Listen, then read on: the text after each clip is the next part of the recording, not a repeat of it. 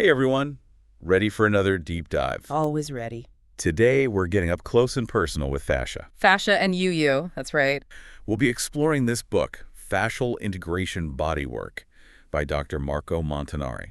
It's fascinating stuff. Yeah, I mean, he's blending psychology and physical therapy in ways I'd never even considered before. Yeah, it's really pushing the boundaries of how we think about the body. So for years, we've kind of just thought of fascia as this, like, passive stuff, right? Yeah, just kind of hanging around, surrounding our muscles. Just like cling wrap. Right.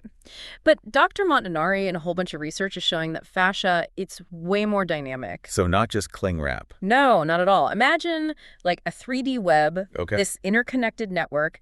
It spans your entire body from head to toe. Well. And it's involved in how your muscles move, how your organs function, even your immune system. Okay, so it's doing a lot. It really is. But how does it actually affect me on a day-to-day basis?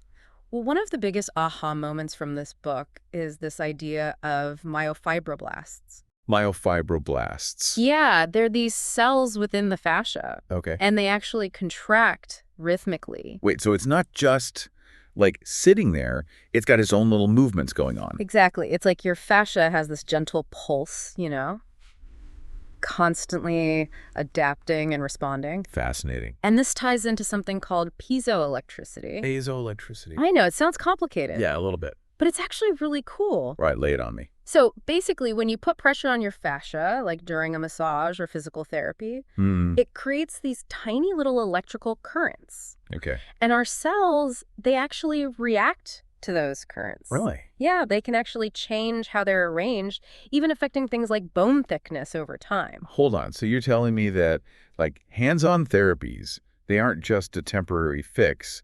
They actually, like, trigger changes at a cellular level. That's what Dr. Montanari's research suggests. Wow. It's not just about, like, moving muscles around. You're tapping into this whole electrical communication system within your fascia. So it's like an electrical tune-up for your body. Kind of, yeah.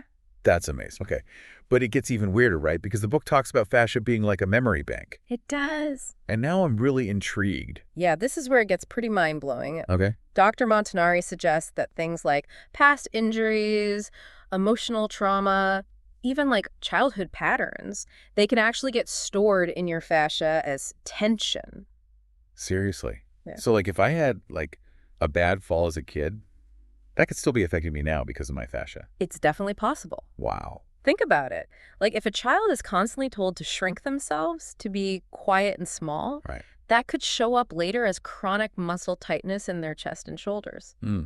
That makes me think about, like, my own posture Yeah. and maybe some of my own aches and pains, too. And that's the power of this approach, It encourages you to tune into those sensations, to see them not just as, like, physical discomfort, but as potential clues to, like, deeper patterns. Okay, so much to think about. Before my mind explodes, there's also this thing called proprioception. You got it. I think I butchered that. You did great. Okay, phew. But what is it? Basically, it's your body's internal sense of where it is in space. Okay, so like our body's GPS system. Exactly. Cool. So how does that tie back to fascia? Well, remember those myofibroblasts with their constant tiny movements? Right. They're part of this feedback loop, along with sensory receptors all throughout your fascia. And they're constantly sending signals to your brain about your position and how you're moving. Interesting. So if I've ever felt, like, kind of off physically but couldn't pinpoint why, maybe it's my fascia sending some wonky feedback. It's definitely possible. Okay, so we've got fascia as this incredible network, this electrical piezoelectricity thing.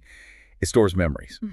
And now breathing is key, too. It's all connected. My head is spinning. This is blowing my mind. I know, it's a lot, but we're just getting started. Okay, well, bring it on, because the book dives into something I never would have imagined. Fascia and personality types. This is where it gets really interesting. All right, before we go there, just a reminder for our listeners, it's not about putting people in boxes, right? Right. It's more about recognizing tendencies in how we hold tension. Okay, so no judgment, just patterns. Exactly. What kind of patterns are we talking about? Dr. Montanari outlines 5 main types: schizoid, oral, dominant, masochist, and rigid. 5. Yeah. Each one has specific patterns of fascial tension and postural habits. That's right. All right, I'm hooked. Give me the juicy details. So, for example, the schizoid type, who is often characterized by withdrawal, tends to hold tension around the eyes. Oh, interesting. And this can affect their gaze and how they connect with the world. So it's almost like their fascia is physically manifesting that feeling of like wanting to withdraw. Exactly. And then there's the oral type who might have a collapsed posture and weak legs. Huh. Almost mirroring a feeling of like needing support. Well, being ungrounded, yeah. It's fascinating how these physical patterns can like reflect those inner experiences. It really is. But what does all this mean for actually like working with fascia? Well, that's the key takeaway here. Dr. Montanari emphasizes that body work for each type needs to be tailored. Okay. You really need to focus on releasing those specific fascial patterns. It's not one size fits all. So it's like personalized fascia fitness. Exactly. And this approach can be incredibly powerful, not just for addressing physical pain, but also for promoting emotional well-being and even personal growth. All right, I'm taking notes. This is all so fascinating, but what about something a little more, everyday? The book also talks about the power of breath. It does. And that's something we all do, right? Absolutely. And the book actually describes breathing as the restoration of spirit. I love that. It's literally bringing life back into us. Yeah. And it's really practical too. Okay. Just notice how your breathing changes with different emotions. Mm-hmm. That's your fascia and your nervous system talking to each other. Wow, I never thought of it like that. Try this. Put one hand on your chest, the other on your belly. Okay. Inhale and exhale slowly. Can you feel that movement? Yeah. Can you find more space with each breath? I think I can, yeah. And that's just the beginning of cultivating awareness. I like it. As you become more attuned to your breath, you'll start to notice these subtle changes in your fascia, how it responds to different emotions, different activities. So we've got fascia as this incredible network, this electrical piezoelectricity thing. It stores memories, it reflects our personalities, and now breathing is key too. It's all connected. My head is spinning. We've only just scratched the surface, but by understanding these basic principles, you're opening up a whole new way of relating to your body. And that's what the deep dive is all about, Yeah. right? Giving you the knowledge and tools to explore further Exactly. to make these discoveries your own. That's the goal. What else can our listeners expect as we keep going with this deep dive? Well, we're going to talk about this really intriguing idea called synesthesia and how it relates to fascia. Synesthesia, okay. Plus, we'll delve deeper into those personality types Can't wait. and talk about what you can actually do to work with your own unique fascial patterns. Awesome. There's so much more to discover. There really is. All right, listeners, stay tuned for part 2 of our deep dive into fascial integration bodywork, We'll be back. where we'll explore even more fascinating insights from Dr. Montanari and how you can apply them to your own life. It's going to be good. See you there. Welcome back to our deep dive into the fascinating world of fascia. And you know what's really cool? We're about to delve into something called synesthesia, Yeah, synesthesia. which I am still trying to pronounce properly. It is a mouthful. So for those of us who maybe aren't familiar, Yeah. what is synesthesia? So in simple terms, it's this blending of the senses. Okay. Think about how certain smells can evoke these vivid memories, or Right. how a piece of music can just make you feel a certain emotion. Yeah, totally. That's kind of synesthesia in action. So like seeing sounds or tasting colors, I've heard about that. Yeah, that's one type of synesthesia, but it's more about how stimulating one sense Right. can trigger experiences in another. Got it.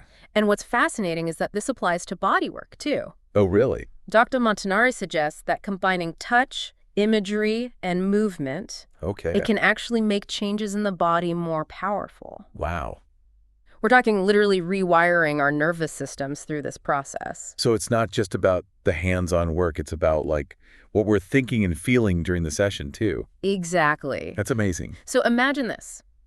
You're receiving body work, and the practitioner guides you to actually visualize your fascia, Okay. to feel it stretching and releasing with each breath. Yeah. And they're also gently moving your body in sync with those sensations. Wow. That sounds almost like a guided meditation combined with like physical therapy. It's kind of a multisensory experience for your Yeah. body and mind. That's so cool. And because fascia is so richly innervated, meaning it's packed with these nerve endings, Okay.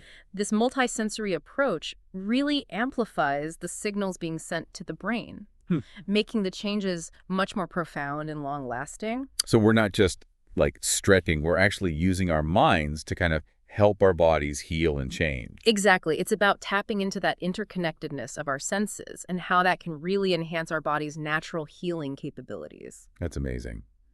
All right, well, let's get back to those personality types that Dr. Montanari talks about in the book. Okay, yeah. I'm really curious to like learn more about the schizoid type and that tension around the eyes that you mentioned. Yeah, the schizoid type.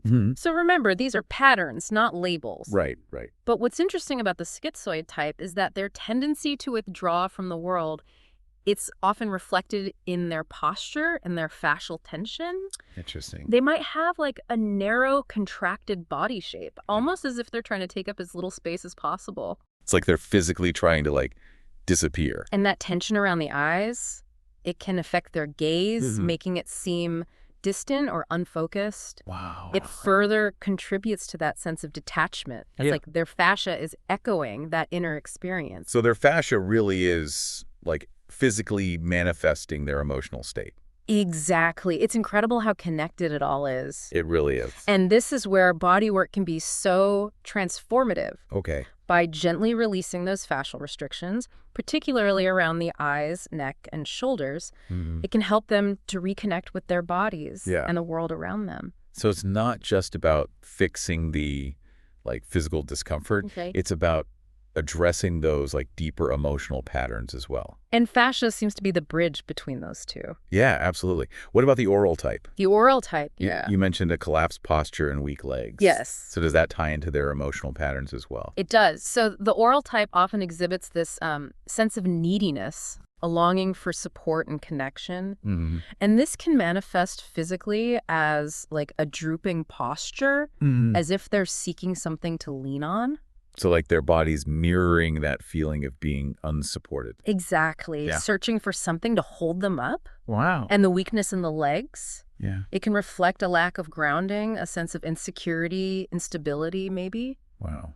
It's amazing how these like physical patterns can tell such a story. It is. So how does bodywork address these patterns then? So for the oral type, it's about cultivating strength, vitality, a sense of grounding. Okay. Bodywork might focus on strengthening the legs, opening the chest, and encouraging a more upright posture. Okay. Literally helping them to stand taller, feel more confident. It's like giving them the physical foundation to support their emotional needs. Exactly. And as they develop more physical strength and presence, they might find it easier to set boundaries, to assert their needs. Right. To feel more empowered in their relationships. It's so interesting. You know, it's really making me think about how we often separate the body and the mind. Yeah. But like Dr. Montanari's work really seems to show how deeply intertwined they truly are. That's the essence of his work, really bridging that gap between psychology and physical therapy. Right. Recognizing that our physical and emotional well-being, they're inseparable. Okay, so we've talked about the schizoid and the oral types, but what about the dominant type? The dominant type. What kind of fascial patterns do they exhibit? So the dominant type, as you might guess, tends to be controlling, assertive, and often holds a lot of tension in the chest and shoulders. Oh, like they're carrying the weight of the world on their shoulders. Yeah, always on guard, like you said. Exactly. And their posture, often upright, even rigid, with a tendency to hold their breath. Oh, wow. Like they're constantly bracing themselves for action. So their fascia is literally reflecting that, like need for control. It's that feeling of having to be in charge all the time. Precisely. And this can lead to restricted breathing. Oh, right. Difficulty relaxing, and just a buildup of tension throughout the whole body. Wow. It's like their body is stuck in this fight or flight mode. So how can body work help them break free from this pattern? So for the dominant type, it's about releasing that chest tension.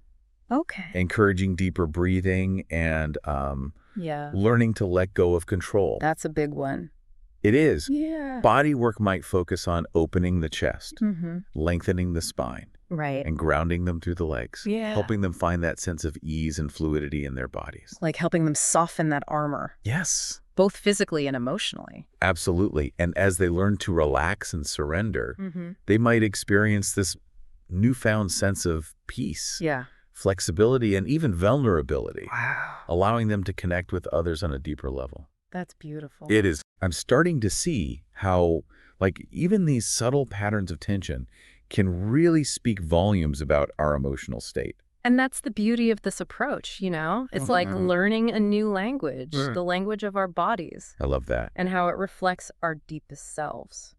Okay, let's move on to the masochist type. The masochist type, yeah. What kind of fascial patterns do they tend to exhibit? So the masochist type characterized by endurance, a tendency to suppress their needs. Okay. They often present with this dense, compressed body, as if they're carrying this heavy load. It's like they're physically embodying that burden. Yes. Always putting others' needs before their own. And their posture, often stooped with a rounded back and shoulders, as if they're bearing the weight of, like, responsibility or guilt. Yeah, it can be, like, heartbreaking to see. It can be, yeah. So their fascia really is reflecting that tendency to endure suffering. Yeah. That feeling of being weighed down. Exactly. And this can lead to chronic pain, restricted movement, and just a sense of heaviness throughout the body. Right. They might not even realize how much they're holding on to.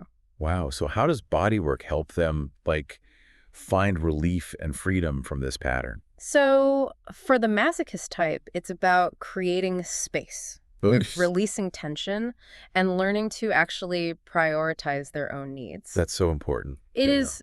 Bodywork might focus on opening the chest, lengthening the spine, and creating more fluidity in the hips and pelvis, literally helping them to lighten their load and move through the world with more ease. It's like helping them reclaim their bodies and their right to experience pleasure and joy. Yeah. To finally let go of that burden. Absolutely. And as they release those deep-seated patterns of tension, they might find it easier to set boundaries. Yeah. Express their emotions and just, like, live with more lightness and freedom. That's beautiful. It is. Okay, we've covered 4 personality types. What about the last one, the rigid type? Rigid type, yeah. What kind of fascial patterns do they tend to exhibit? So the rigid type, often perfectionistic, highly self-controlled. Yeah. They tend to have this tightly held, almost armored body, as if they're constantly guarding against vulnerability. Like they're afraid to let their guard down. Exactly. Yeah. Always trying to maintain control. And their posture is probably... Their posture. Yeah. Often stiff and upright. Right. With a lack of natural movement and flow. Like they're trying to maintain this sense of order and control. So their fascia is literally reflecting that rigidity. And need for perfection, that fear of letting go. Precisely. And this can lead to chronic tension, difficulty relaxing, and a disconnect from their own emotions and sensations. Wow. They might be so used to being strong that they've lost touch with their own needs. So how does bodywork help them find, like, more flexibility and ease? So for the rigid type, it's about softening those hard edges. Promoting relaxation. And encouraging more fluidity and spontaneity. Bodywork might focus on releasing tension in the neck, shoulders, and hips, promoting deeper breathing, and helping them to discover this sense of playfulness and surrender in their bodies. Oh, I love that. Rediscovering the joy of movement without having to control it. So beautiful. It is. So it's about helping them let go of that need for control and embrace a more fluid and accepting way of being. Exactly. And as they learn to soften and surrender, they might find it easier to connect with their emotions. Express themselves authentically. Experience life with more joy and less self-judgment. This is amazing. I'm starting to see how, like, understanding these personality types and their associated fascial patterns can be such a powerful tool for self-awareness and growth. It is. It's like, wow, my body's trying to tell me something. It is. It's always talking to us. Yeah. Okay, so we've explored the 5 personality types and their fascial patterns, but how does all of this connect back to that concept of synesthesia that we talked about earlier? Yeah, that's where it all comes together. So remember, synesthesia is about the blending of the senses. And how stimulating one sense can trigger experiences in another. It's like creating the symphony of sensations that helps your body and mind connect on this deeper level. So how does this actually apply to, like, body work? Give me, like, a concrete example. So imagine this.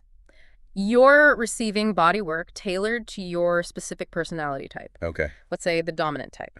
The practitioner is working on releasing tension in your chest and shoulders, and they guide you to visualize your breath flowing through your fascia, loosening those tight spots. At the same time, they're gently rocking your body, creating this sense of motion that reinforces that feeling of letting go. It's like a multi-sensory symphony of healing. Exactly. That's amazing. And because fascia is so richly innervated, this synesthetic approach really amplifies the healing process, creating this cascade of positive changes throughout your body and mind. So it's not just about the, like, physical manipulation. It's about, like, engaging our imaginations and our senses to create this like truly holistic experience. Precisely. I love that. And as we become more attuned to the language of our bodies, we unlock this deeper level of self-awareness, healing, and transformation. Yeah. It's a beautiful thing. This is mind-blowing. I'm already like feeling inspired to explore more about my own fascia and how it reflects, my unique personality and experiences. That's great. So where do we go from here? Well, there's so many practical things you can do to start incorporating these ideas into your life, from simple awareness exercises to specific movements, breathwork techniques. I like it. We'll dive into all that in our next segment. Awesome. Yeah. This has been an incredible deep dive so far. Yes. We've explored, the science of fascia, this concept of piezoelectricity, the idea of fascia as a memory bank, the role of proprioception, the 5 personality types and their associated fascial patterns. That's right. And the power of synesthesia in bodywork. Lots to think about. Yeah. And we've only just begun to scratch the surface. I know. There's so much more to discover. There really is, about this incredible network that connects us all. Absolutely. All right. Stay tuned for part 3 of our deep dive into fascial integration bodywork. We'll be right back, where we'll explore even more practical applications and insights from Dr. Montanari and how you can embark on your own journey of fascial exploration and transformation. Exactly. It's going to be good. Okay, so we're back for the final part of our deep dive into fascial integration bodywork. I'm ready. Me too. We've covered so much ground already. It's been a lot. From the science of fascia to personality types. But I'm ready to get practical. What can we actually do with all of this information? Well, that's the exciting part, right? Dr. Montanari gives us so many tools to work with, and one of the simplest but most powerful is just cultivating awareness of your own fascia. Back to basics. Exactly. How do we even start becoming aware of something that we can't really see? It's all about tuning into your sensations. Okay. Like throughout your day, just pause for a moment and just check in with your body. Right. Where do you feel tension, tightness, restriction? So if I'm like constantly hunching my shoulders at my desk, that's a clue. Exactly. That shoulder hunch could be a sign of stress. Maybe it's a habit that you've developed, or even like a way of protecting yourself emotionally. Interesting. And just by noticing it, you're starting to understand your fascia's language. So it's like a body scan, but with like a fascial focus. Exactly. I like it. Okay. What else can we do besides just like noticing? Well, movement is key. Dr. Montanari really emphasizes moving in ways that encourage fascial lengthening and hydration. Hydration, yeah. So like drinking more water. Drinking more water is always good. Right. But we're also talking about keeping the fascia itself supple and lubricated. Okay. So think of it like keeping those fascial fibers just sliding and gliding smoothly. Oh, I like that. Okay, so what kind of movement is that? Think long, flowing movements that stretch and expand your body. So things like yoga, tai chi, Pilates, even just some gentle stretching in the morning. Yeah. It can make a big difference. Okay, I can get on board with that. But remember those personality types we talked about? I do. Does that mean there are specific exercises that, like, work best for each one? Yeah, that's where it gets really personalized, Okay. So remember, each type tends to hold tension in very specific areas. Right.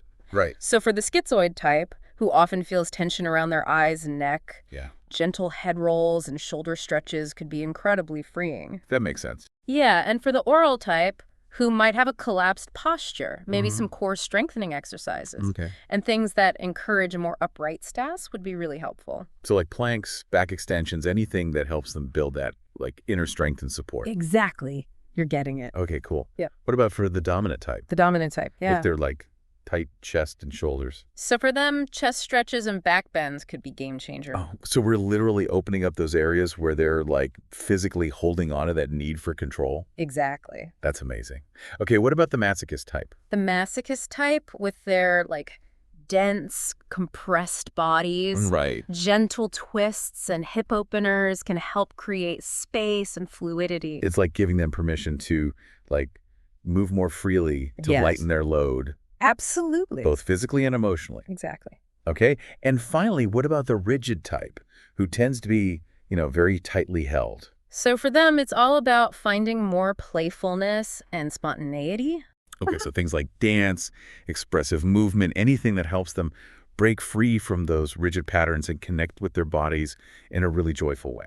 I love that. Yeah. So regardless of your personality type, the key is to just find movement that feels good. Exactly. That helps you release tension and just kind of explore a wider range of motion. Listen to your body and don't be afraid to experiment. I love that. Yeah. And speaking of listening, Yes. we can't forget the power of breath work. Right. Dr. Montanari called it the restoration of spirit. Beautiful. But beyond that poetic image, how does breathwork actually impact fascia? Yeah, I'm curious. Well, remember, your fascia is this interconnected web, right? Mm-hmm. And your breath is this rhythmic wave that's moving through it. Okay. So by consciously working with your breath, Yeah. you can actually influence your fascia, your nervous system, even your emotional state. So beyond the air we breathe, there's a deeper connection happening. Absolutely. What kind of breathwork are we talking about here? Well, there are so many to explore. Yeah. But some simple ones to start with are diaphragmatic breathing, Okay. where you're really focusing on expanding your belly with each inhale, Right. and alternate nostril breathing, which can really help to calm your nervous system. I've heard of those. Yeah, they're great. Do those connect back to the personality types as well? They do. Could you, tailor your breath work to kind of address those specific patterns? Absolutely. So for the dominant type, who tends to hold their breath, Yeah. practicing those long, slow exhales can be really helpful. And for someone like the schizoid type who might, breathe really shallowly, Yeah. maybe practices that encourage them to, expand their chest and take fuller inhales would make a difference. Absolutely. It's all about finding what resonates with your individual needs. Right. The oral type, for instance, might find grounding and support through breathwork practices that really focus on the lower belly, like deep belly breathing. Like we talked about earlier, giving them a sense of stability from the inside out. Exactly. I like it. Okay, what about the masochist type? What kind of breath work could help them, release that burden they often carry? For them, I would suggest exploring invigorating breathwork practices like lion's breath. Oh, interesting. Yeah, it's about finding their voice, their power, their right to take up space. And for the rigid type who, craves control and often feels really stiff, maybe breath work that encourages, letting go and fluidity would be helpful. Yeah, things like alternate nostril breathing or extended exhales can help them soften, surrender, and find more ease. It's amazing. It is. I never thought of breath work as being so versatile. Yeah. And, targeted. It's a powerful tool. It is. Okay, so as we wrap up this incredible deep dive into fascial integration bodywork, what's the one key takeaway that you want to leave our listeners with? I would say this. Your fascia is this incredible living network that reflects your unique personality, experiences, and emotions. Yes. It's constantly communicating with you, sending you messages through sensations, posture, even your breath. It's amazing. And by paying attention to those messages and working with your fascia through movement, breath work, you can unlock profound healing, well-being, and self-discovery. So it's not just about, stretching or releasing tension. Right. It's about understanding ourselves on, a deeper level. Exactly. And this is just the beginning of your journey. Yeah. There's a whole world of fascial exploration awaiting for you. I love that. That's what I love about the deep dive. Yeah. We give you the spark, and then you get to go out and create your own fire. That's the goal. So listeners, keep exploring, keep listening to your bodies, and keep diving deep. And remember, your fascia is always there, supporting you, connecting you, Yes. waiting to be discovered. Beautiful. Thanks for joining us. It's been a pleasure. We'll see you next time for another fascinating deep dive.